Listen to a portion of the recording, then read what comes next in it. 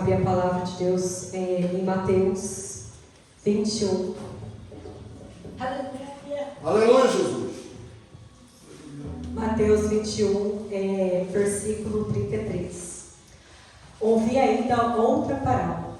Houve um homem, pai de família, que plantou uma vinha e circuncidou-a de um valado, e construiu nela um lagar, e edificou uma torre, e arrendou-a a uns lavradores, e ausentou-se para longe. E chegando o tempo dos frutos, enviou os seus servos aos lavradores, para receber os seus frutos. E os lavradores, apoderando-se dos servos, feriram um, mataram outro e apedrejaram outro. Depois enviou outros servos, em maior número do que os primeiros, e eles fizeram-lhes o mesmo. E por último enviou-lhes seu filho, dizendo: terão respeito ao meu filho. Mas os lavradores, vendo o filho, disseram entre si: este é o herdeiro, vinde, matemo-lo e apoderemo-nos de sua herança. E lançando mão dele, o arrastaram para fora da vinha, e o mataram.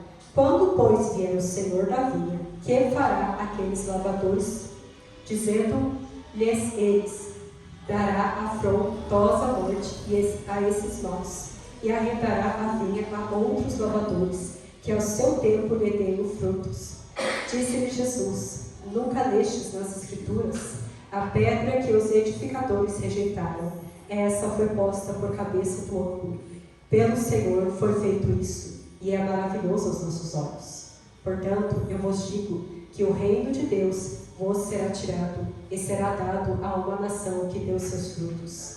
E quem cair sobre esta pedra, despedaçar-se-á, e aquele sobre quem ela cair ficará reduzido a pó. Os irmãos podem se sentar. Amém. Ah, Senhor Jesus. Deus, ora teu coração, Senhor Jesus. Fala, Senhor Jesus. Fala, Senhor Deus, com a tua igreja nesta noite. Senhor, meu Deus, eu peço ao Senhor que todo tipo, Senhor, meu Deus, de atrapalho, Senhor, meu Deus, que todo levante do maligno, Senhor, meu Deus, neste momento caia por terra, Pai, em nome do Senhor Jesus Cristo. Toda perturbação, renda-se agora no nome do Senhor Jesus Cristo. Ah, Senhor, abre os nossos ouvidos, abre, ó Deus, os nossos olhos, Senhor, meu Deus, para a tua vontade nessa noite. Eu oro ao Senhor. Irmãos, a palavra do Senhor fala lá no livro de Mateus, no versículo 20, capítulo 20, e no versículo 25. Então Jesus, chamando-os para junto de si, disse: bem sabeis que pelos príncipes os gentios são estes dominados, e que os grandes exercem autoridade sobre eles. Não será assim entre vós. Aqui, nessa passagem, a mãe de dois dos discípulos de Jesus vão até Jesus e pedem para ele que um dos filhos dela se assentasse, que ele concedesse que um dos dois filhos dela se assentasse na direita dele, quando o reino dele chegasse. E Jesus começa a explicar, e ele perguntou assim, que quem tinha poder para escolher quem ia sentar à direita dele era só Deus Pai, que estava na mão dele essa escolha. E ele começa ali a explicar para os discípulos dele que nessa terra a gente olha e nós aqui somos dominados por grandes e poderosos. E que aqui nessa terra os grandes e poderosos eles são cercados de servos. Mas Jesus pega e fala assim: não será assim entre vós. Então Jesus ele estava explicando ali que nessa terra existe um sistema. Nessa terra existe uma linguagem, mas Jesus, por essa passagem e por tantas outras, ele pega e fala assim: olha, aqui na terra funciona de um jeito, mas no reino de Deus não é assim.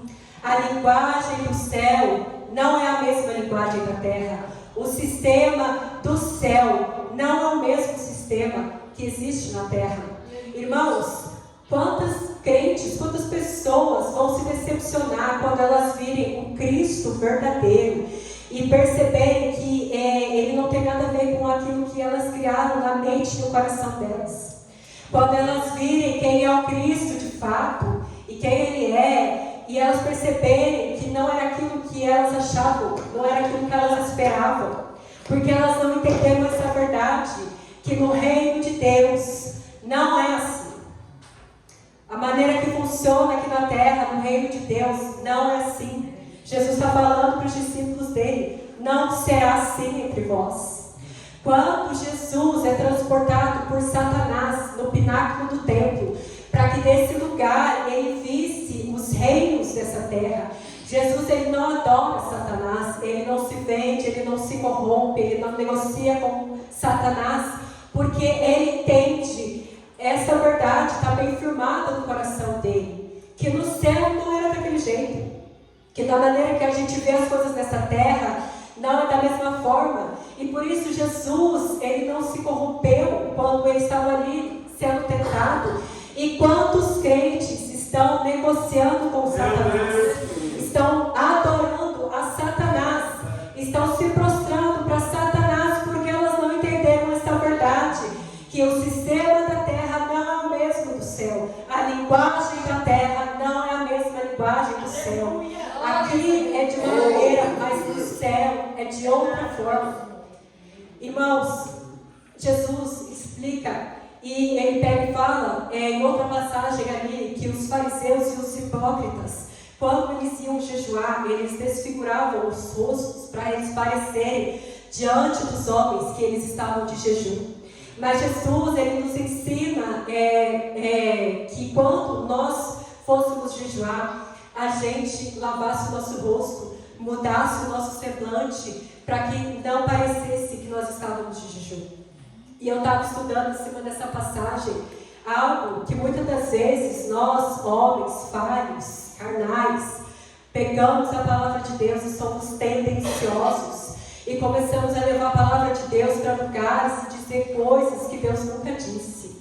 E muitas das vezes quando a gente lê essa passagem e começa a entender que aquele servo que jejua e não faz parecer que está de jejum, ele está fazendo certo. Só que muitas das vezes a gente vai para um lugar que vai ficando, as coisas vão ficando difíceis para entender. Muitas das vezes quando a gente vê uma pessoa que a gente admira muito, uma pessoa que é usada por Deus, uma pessoa que tem uma unção poderosa, e a gente olha aquela pessoa e parece que o relacionamento daquela pessoa é um mistério. Quantas horas aquela pessoa jejua, quanto tempo aquela pessoa fica em oração, como que é o secreto daquela pessoa com Deus. E sabe, às vezes nós podemos ter a impressão de que o que Deus tem com aquela pessoa ali, Ele não tem comigo, Ele não tem com você. O que Deus tem ali com aquela pessoa é diferente. O que Deus tem na vida daquela pessoa é diferente. Aleluia. Só que quando a gente vai olhar para a palavra do Senhor, lá no livro de Êxodo, a palavra do Senhor está contando que o Espírito desce no meio do arraial e os anciões são cheios do Espírito Santo e eles começam a profetizar. E os servos de Moisés, vendo aquilo ali, eles ficam enciumados. E eles pegam e falam para Moisés, para que Moisés repreendesse eles, para que eles parassem de profetizar. Mas Moisés responde assim: porém Moisés lhe disse: tens tu ciúmes por mim? Oxalá que todo o povo do Senhor fosse profeta, que o Senhor lhes desse o seu Espírito. E ainda a palavra do Senhor vai dizer, lá no livro de Êxodo, no capítulo 19, no versículo 6, e vós me sereis um reino sacerdotal e um povo santo. Quando a gente olha na palavra de Deus, o desejo de Deus, a vontade de Deus, é que todo o Israel fosse um reino de sacerdotes. Que o mesmo poder, o mesmo Espírito, o mesmo relacionamento que estava em Moisés, todo o povo carregasse, toda aquela intimidade, que todos em Israel fossem um reino de sacerdotes. Então, no princípio, primeiro, esse era o desejo de Deus, que todos fossem cheios do Espírito, que o Espírito descesse sobre todos, que todos profetizassem, como disse Moisés. Irmãos, a palavra do Senhor fala numa parábola, no livro de Mateus, Jesus explicando sobre a parábola dos trabalhadores e as diversas horas de trabalho. E ele pega e fala que o dono da seara saiu para chamar para a seara deles os trabalhadores. E teve gente ali que chegou bem no começo do dia, teve gente que chegou ali no meio do dia, teve pessoas que foram chegando quase que acabando o dia. Então, aqueles homens que estavam ali trabalhando na seara, eles tinham expectativa de que aqueles que chegaram primeiro e aqueles que trabalharam mais fossem receber mais, e aqueles que trabalharam menos fossem receber menos. Só que quando ele chamou e deu a paga para aqueles homens que estavam ali trabalhando na seara dele, a parábola conta Jesus falando que ele deu a mesma quantidade para todos. Ele deu um dinheiro para todos que estavam ali. E aqueles homens, eles ficam indignados com o dono da seara. E ele pega e responde assim: olha, eu estou dando para você o que eu combinei com você. Você falou que ia trabalhar um dia e eu falei que eu ia pagar um dinheiro. E ele pega e fala assim: aos vossos olhos é mal porque eu sou bom?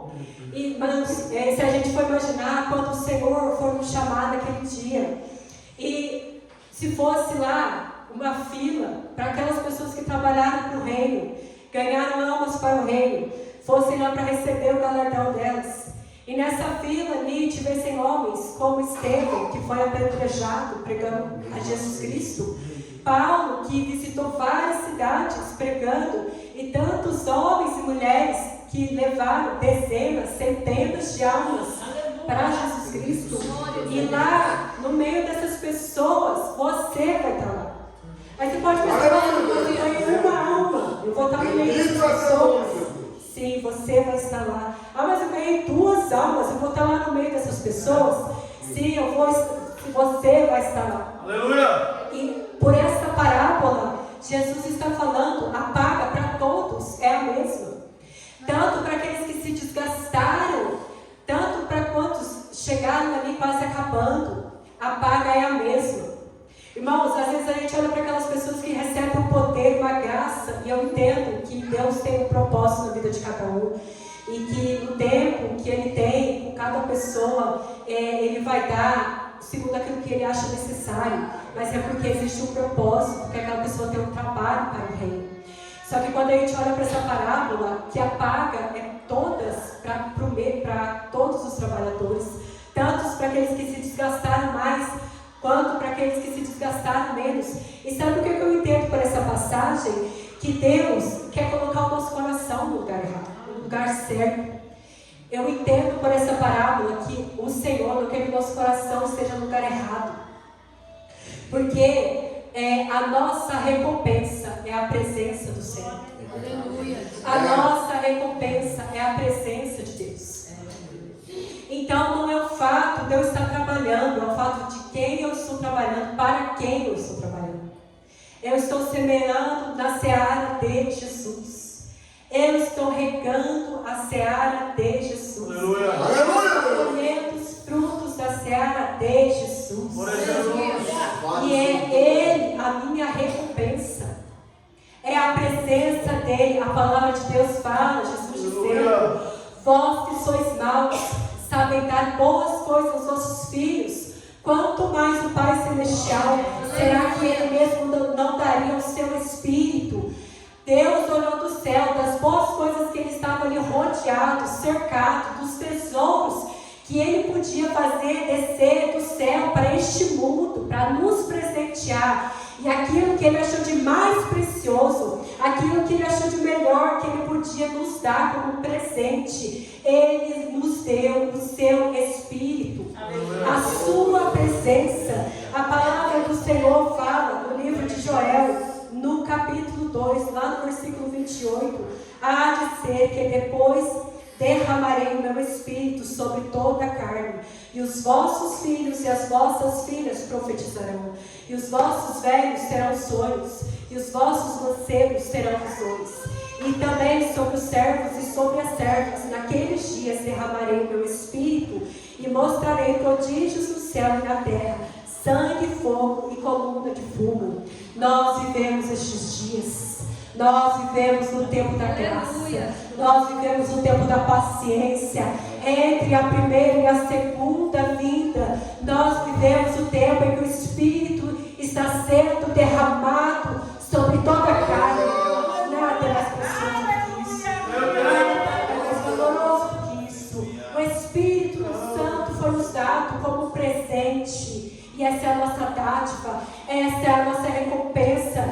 No trono do seu coração, quem precisa estar sentado é a presença de Deus, o alvo da sua vida, das suas falas, das suas metas, das suas ações. É a presença, é o Espírito Santo de Deus. Ele é a nossa recompensa, Ele é o nosso presente. A gente vive nesses dias de bênção, dias de favor. Irmãos, eu estou lendo um livro que chama O Livro dos Mártires, que conta desde o primeiro mártir, que foi Estevão, até quando acabou a perseguição aos cristãos. E nesse livro conta como que aconteceu. E o autor, ele fala assim que os cristãos, eles eram perseguidos com as ideias mais maquiavélicas que a mente humana podia conceber. Não era uma morte, era um espetáculo. Alguns irmãos eram pendurados pela carne e eles ficavam sendo furados e eles eram tirados e eles perguntavam se eles iam renunciar, e se eles respondessem que não, outra vez eles eram pendurados e eles continuavam sendo furados. E isso acontecia várias e várias vezes até que eles morressem.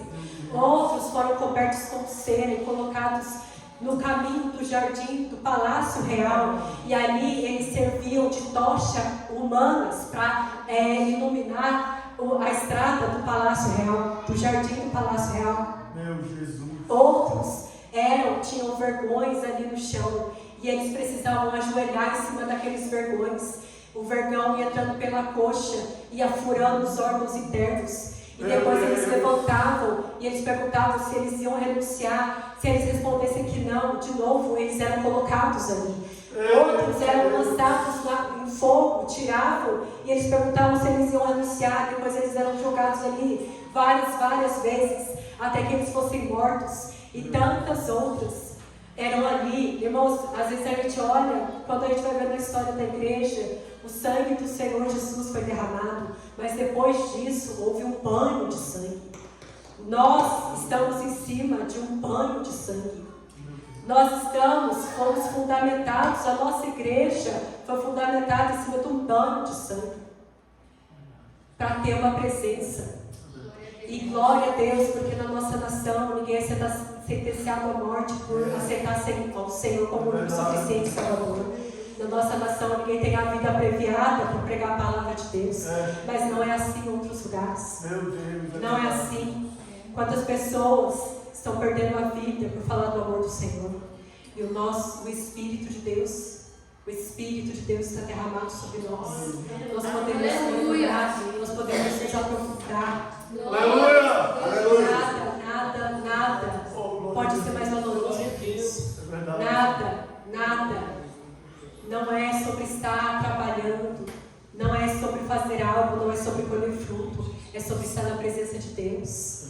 E essa parábola que fala sobre os lavradores maus, eles olham para a seara e aquilo enche os olhos dele. Eles olham para a seara e eles veem que aquilo ali está bom, que aquilo ali vai abençoar, e aquilo ali entra no coração deles. E a parábola fala que quando chegou no tempo da colheita, o dono da seara mandou que os servos fossem lá para trazer para ele os frutos. Irmãos, sabe, se uma mãe ela deixasse ali o seu filho com uma babá, com uma pessoa ali para cuidar do filho dela, e quando chegasse a hora dela buscar o filho dela, aquela babá, ela pegasse aquela criança e ela falasse para aquela mãe: nossa, eu gostei tanto do seu filho, porque a gente se deu tão bem, pode deixar ele aqui. E se aquela mulher ela fizesse qualquer menção de querer tomar aquela criança da mãe, tirar aquela criança da mãe, aquela mulher ali, de uma amiga, de uma pessoa que estava ali para ajudar, rapidamente ela ia se tornar uma inimiga, numa pessoa que está tentando tomar aquilo que pertence a ela. Da mesma forma, é o Senhor Jesus com aquilo que pertence a Ele. Irmãos, quando chegar aquele grande dia, não importa quem ganhou 10 mil, 1.000, é do Senhor. E eu vou chegar e falar, Deus, mas eu trabalhei tanto, eu me desgastei tanto, olha que fruto bonito. Eu me doei tanto por eles, eu fiz tanto. E ele vai falar, tá bom, dá aquilo que é meu, e toma aquilo que é seu. Eu vou falar, Deus, mas eu ganhei, e eu me esforcei, e eu fiz tanto. E ele vai falar, tá bom, me dá o que é meu, e toma aquilo que é seu. Glória a Deus. A nossa recompensa é a presença do Senhor. Essa é a nossa recompensa. E estes homens, estes servos, eles estavam ali e eles desejaram mais a seara, os frutos, do que o filho. A parábola conta que eles bateram nos servos que foram ali buscar os frutos e eles mataram o filho. Irmãos, numa seara que perdeu o zelo pelo filho, não são servos, são ladrões, são agressores, são assassinos. Em uma seara que não tem zelo pelo filho. Irmãos, é engraçado que aqueles servos, eles foram ali buscar os frutos quando chegou o tempo da colheita. Então eles estavam cuidando. Eles estavam cuidando, tinha frutos ali, para eles poderem recolher. Mas eles não estavam fazendo aquilo ali com a intenção de colocar na mão de outra pessoa. Eles não estavam fazendo ali com a intenção de passar na mão de outra pessoa. Tudo que eles faziam ali era com a intenção de pegar para eles, para a glória deles. Irmãos, toda seara que não tem zelo pelo filho, não são servos, são ladrões, ladrões da glória de Deus, ladrões de uma glória que pertence a Deus. A palavra do Senhor fala no livro de Samuel que os filhos de Eli, Ofni e Finéias, eles, quando os israelitas iam ali para ofertar o seu holocausto ao Senhor, eles iam ali e pegavam e tiravam a melhor parte da carne para eles. Eles pegavam a melhor parte da oferta que era para ser queimada para Deus, para eles. E aqueles homens, a palavra do Senhor conta que eles foram mortos em batalha, carregando a Arca da Aliança, que é o símbolo da presença de Deus. Aqueles sacerdotes, filhos de sacerdote, servos na casa do Senhor, estavam ali carregando a Arca da Aliança, mas eles não entendiam o valor que ela tinha. Eles não entendiam o valor da presença. E eles morrem ali, carregando aquela arca, com a fúria de Deus sobre a vida deles. Homens que não têm zelo pela presença. Meu Deus. Homens que não colocam o filho em primeiro lugar. São ladrões. Ladrões da glória do Senhor. Ladrões daquilo que pertence ao Senhor. O nosso zelo precisa ser Ele. O nosso maior cuidado precisa ser Ele. Irmãos, essa é a palavra que o Senhor colocou no meu coração. A palavra do Senhor ainda conta uma história que os servos de Deus estavam ali pelejando. E um deles se levanta o braço. E quando ele permanecia com o seu braço levantado, os israelitas, eles prevaleciam. Mas quando ele abaixava o seu braço, o Israel perdia a guerra. Moisés estava ali com o braço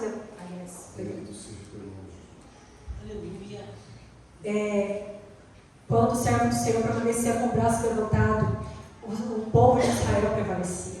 E não é diferente na nossa vida hoje.